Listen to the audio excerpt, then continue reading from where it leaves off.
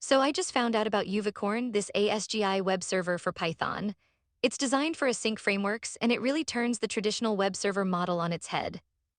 Wait, ASGI. Isn't that like the newer version of WSGI? I mean, what's the big deal about switching from WSGI to ASGI? Exactly, WSGI is just this synchronous model, which doesn't really handle long-lived connections well. ASGI opens up a whole world for things like WebSockets. That makes sense.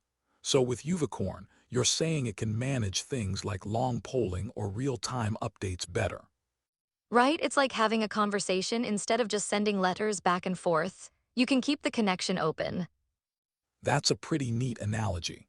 But I wonder, does that make things more complicated for developers? Great point. It could initially feel daunting, but the flexibility allows for lightweight background tasks and other advanced features.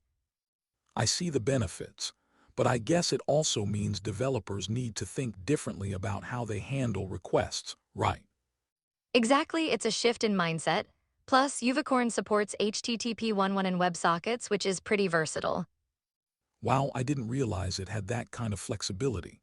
Are there other ASGI servers out there?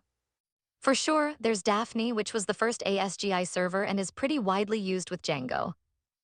Oh, right, I remember hearing about Django channels. So Daphne is like its sidekick.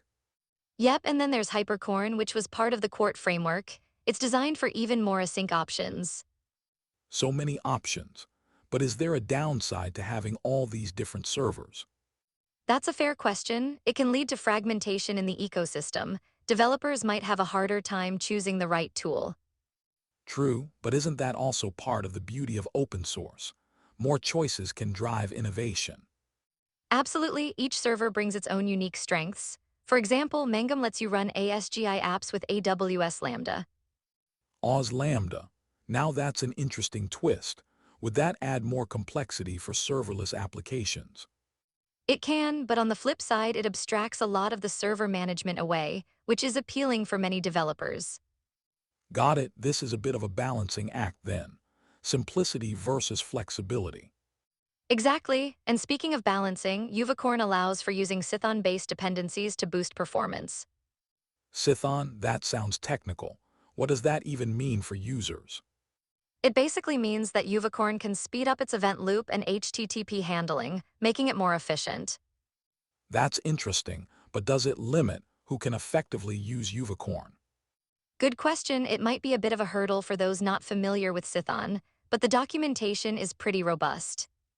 Speaking of documentation, is uvicorns user-friendly?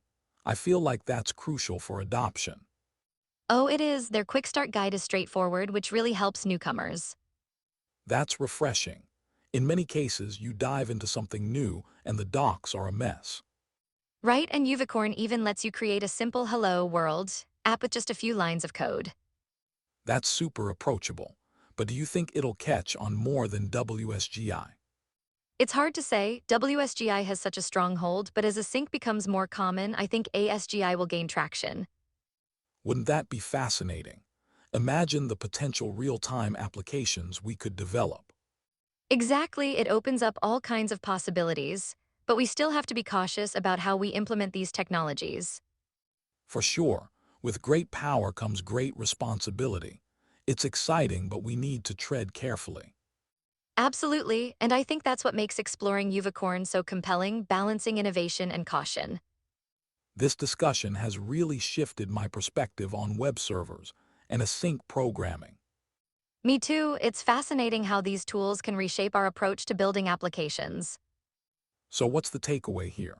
Embrace ASGI but stay mindful of its challenges. Definitely, we should keep questioning how we use these frameworks and always strive for better practices. I love that. It's all about growth and adaptation in the tech space. Exactly, and who knows what the next evolution in web servers will bring. Right? I can't wait to see how all this unfolds in the future.